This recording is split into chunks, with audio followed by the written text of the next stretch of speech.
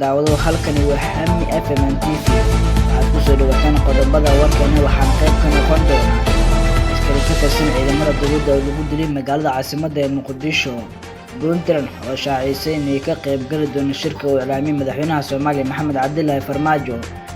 Madaxweynaha Galmudug oo shir ugu dhawaaqay magaalada Hobyo. qodobka dalka ka baxsan waxa uu noqonayaa madaxweynaha Mareykanka oo weydiistay taageero Shiinaha si looga caawiyo dib u soo doorashadiisa.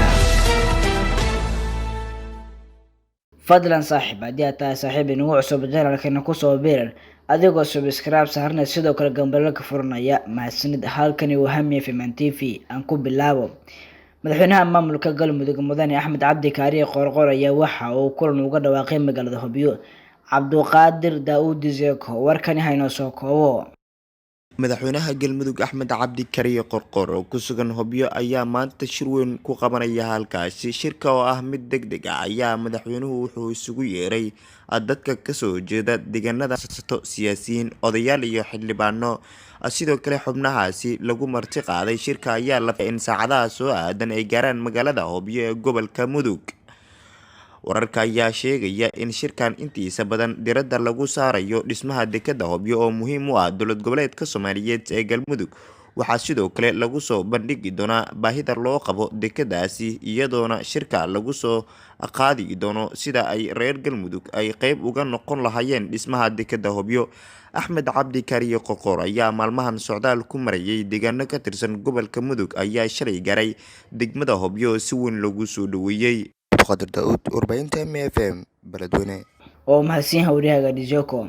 askari ka tirsan ciidamada dowladda Soomaaliya ayaa waxaa lagu dilay magaalada caasimadda ee Muqdisho. kooxo hubeysan ayaa la sheegay in maanta isgoyska Bakaaraha ee degmada Hiilwe ee gobolka Banaadir ay ku dileen askari ka tirsan ciidamada booliska Soomaaliya. goobjoogayaal ayaa waxa ay sheegeen in rag ku hubeysan bastoolada ay toogteen askariga oo ku labisnaa dareeska ciidamada booliska Soomaaliya xilli isgoyska Bakaaraha uu ahaa mid aad u mashquul. sidoo kale goobjoogayaasha waxa ay sheegeen in raggii ka dambeeyay dilka askarigaasi ay goobta ka baxsadeen.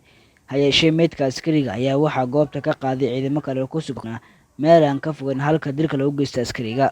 geesta kale Puntland ayaa qaadacday shir uu iclaamiyay madaxweynaha Soomaaliya Maxamed Cabdullaahi Farmaajo. dowlad goboleedka Puntland ayaa shaaciyay inaysan ka qayb gali doonin shirkii uu ku dhawaaqay madaxweynaha Soomaaliya Maxamed Cabdullaahi Farmaajo ee ahaa inay kulan isugu yimaadaan dowlad goboleedyada iyo gobolka Banaadir. wasiirka wasaaradda warfaafinta Puntland Cabdullaahi Cali Xirsi Timcade ayaa sheegay in Puntland ay taageersan tahay qoraalkii aqalka sare ee ahaa in madaxda dowlad goboleedyada dalka ay shir isugu yimaadaan shir ay uga tashadaan arrimaha doorashooyinka dalka. waxa uu sheegay in Puntland marnaba aysan ka qayb galin shirka uu iclaamiyay madaxweynaha Soomaaliya Maxamed Cabdullaahi Farmaajo. hayeeshee Puntland ay taageersan tahay qoraal ka soo baxay aqalka sare. daawadayaasha qiimaha badan waxaad ka soo bogateen qodobada dalka. markan waxaan ambaqaadaynaa qodobada dalka baxsana waxaan la diyaaray wariyahayga Ibraahim Jamuuni. Trump oo dhigiisa Shiinaha weydiistay sidii uu uga caawin lahaa dib u soo dooranshihiisa. madaxweynaha dalka Mareykanka Donald J. Trump ayaa ka codsaday dhigiisa Shiinaha Xi Jinping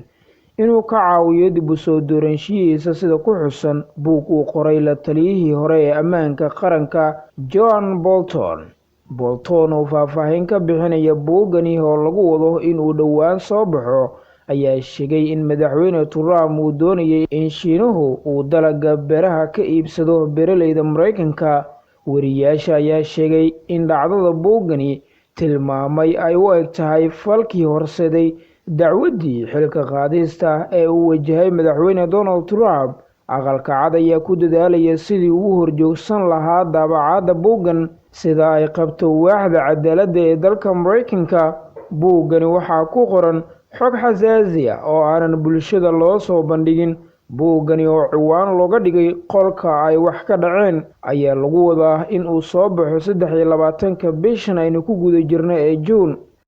guud ahaanba qodobkaasi ayaa ugu dambeeyay warkii Hami FM TV. waxaan idinla socodsiinay anigoo hayaysiinay cid isaga waxay dib kaga daacan karaan baraheena bulshada ee ku sida magaca Hami FM TV.